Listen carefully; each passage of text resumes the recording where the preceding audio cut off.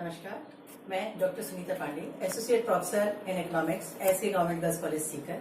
आज आप लोगों को how many branches of economics के बारे में बताने जा रही हूँ। साथियों, जैसा कि आप सभी जानते हैं कि अर्थशास्त्र विषय का प्रादुर्भाव 1776 में हुआ था और प्रोफेसर एडम स्मिथ ने अपनी पुस्तक द वेल्थ ऑफ नेशंस के माध्यम से अर्थशास्त्र का परिचय इस दुनिया को करवाया। ऐसा नहीं है कि 1776 से पहले अर्थशास्त्र नहीं था। अर्थशास्त्र इस धरती पर जब मनुष्य ने पहली बार जन्म लिया तब से इस धरती पर अर्थशास्त्र विद्यमान है। हाँ, ये गलत बात है कि इसे व्यवस्थित और टेक्निकल रूप में प्रस्तुत करने का श्रेय प्रोफेसर एडम स्मिथ को जाता है, जिन्होंने 1776 में इसका प्रादुर्भाव किया था। जब से अर्थशास्त्र विषय का प्रादुर्भाव हुआ, शुरू में अर्थशास्त्र से संबंधित जितने भी अध्ययन किए गए वो लगभग माइक्रो बेस्ड स्टडी अर्थशास्त्र की रही है। हम सबसे पहले ये जानने की कोशिश करते हैं कि how many branches of economics. मैं बहुत ही सरल भाषा में आपको इससे परिचित करवाने जा रही हूं।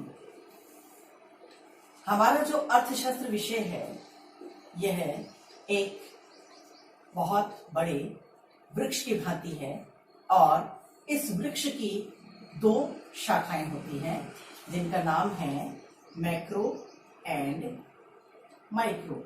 सो there are two main branches of economics, one is macro and other is micro. प्रारंभिक दौर में अर्थशास्त्र से संबंधित जितने भी अध्ययन किए गए थे वो अधिकांश माइक्रो से रिलेटेड थे। सबसे पहले हमारे लिए ये जानना जरूरी है कि what is the meaning of micro and what is the meaning of macro.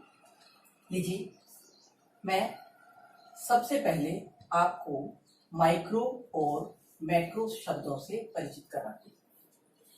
Micro शब्द ग्रीक भाषा के शब्द माइक्रोज MIKROS से बना है, जिसका अर्थ होता है सूक्ष्म, और मैक्रो ग्रीक भाषा के शब्द मैक्रोज MAKROS से बना है, जिसका अर्थ है विस्तृत।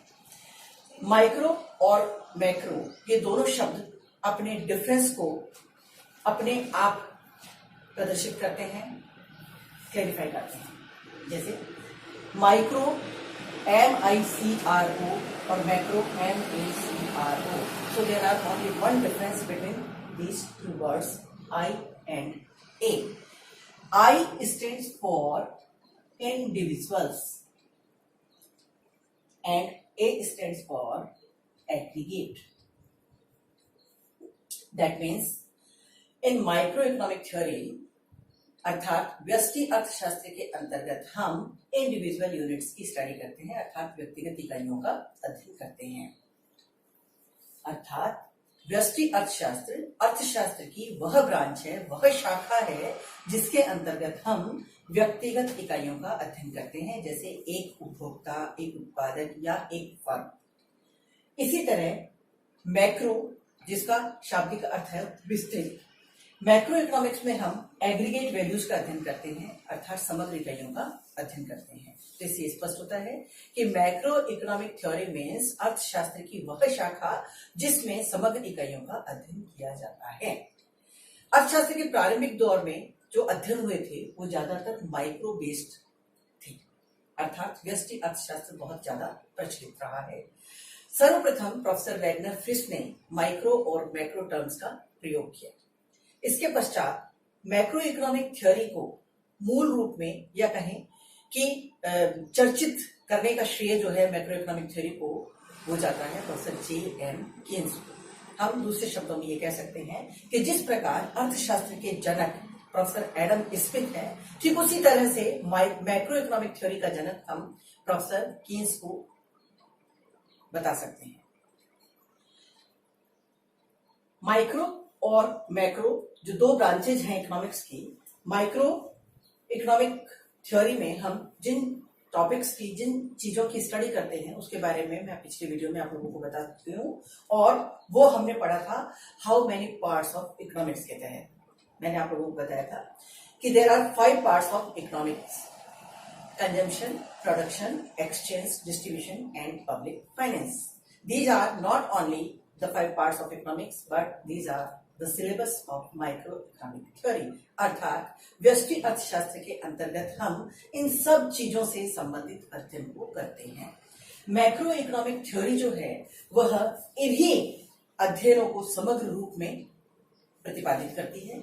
मैक्रो इकोनॉमिक थ्योरी में हम राष्ट्रीय आय का, आर्थिक विकास का, रोजगार का, समग्र उत्पादन का अध्ययन करते हैं। समग्र जो है वह व्यक्तिगत इकाइयों से मिलकर ही बना है।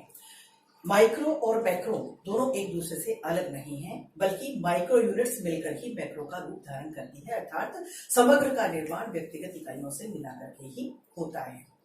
अक्सर ये किया जाता है कि माइक्रो लेवल पर स्टडी करके उसे मैक्रो लेवल पर लागू करने की कोशिश की जाती रही है। ये कई बार सही साबित होती है, लेकिन कई जगह पर ऐसा करना गलत भी सिद्ध हुआ है, जिन्हें हम मैक्रो इकोनॉमिक पैराडॉक्स के नाम से जान सकते हैं। मैक्रो इकोनॉमिक पैराडॉक्स का मतलब ये होता है कि ये जरूरी नहीं है कि माइक्रो लेवल पर जो स्टडी की जाती है और उससे जो कंक्लूजन हमें प्राप्त होता है वह मैक्रो लेवल पर भी सही हो।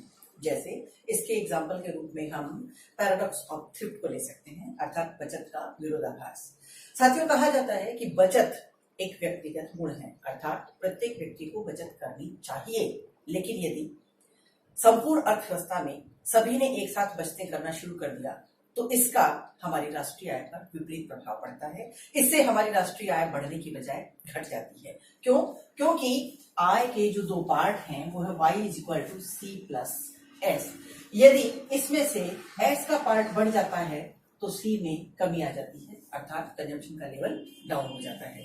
जब कंजम्पशन का लेवल डाउन हो जाता है तो आने वाले समय में प्रोडक्शन में भी कमी होती है, और जब प्रोडक्शन में कमी होती है तो निश्चित रूप से हमारी राष्ट्रीय आय में भी कमी होती है। तो इस तरह से आपने देखा कि माइक्रो और मैक्रो इकोनॉमिक्स जो हैं ये दोनों एक दूसरे से घनिष्ठ रूप से जुड़े हुए हैं, घनिष्ठ रूप से संबंधित है।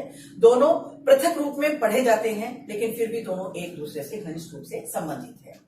प्रारंभिक दौर में मैक्रो इकोनॉमिक थ्योरी को केवल एक मैक्रो इकोनॉमिक थ्योरी के रूप में पढ़ा जाता था, लेकिन धीरे धीरे जैसे जैसे अर्थशास्त्र का अध्ययन विस्तृत होता चला गया, इस मैक्रो इकोनॉमिक थ्योरी की या कहें कि मैक्रो की बहुत सारी ब्रांचेज और निकलकर हमारे सामने आने लगी, जो कि international economics, public finance, agriculture economics इत्यादि के रूप में, डेमोग्राफी इत्यादि के रूप में हमारे सामने आ रही हैं।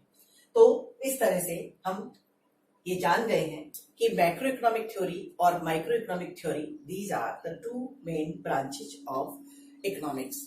तो अर्थशास्त्र का जो अधिकांश अध्ययन है वह माइक्रो और मैक्रो इकोनॉमिक्स पर बेस्ड होगा।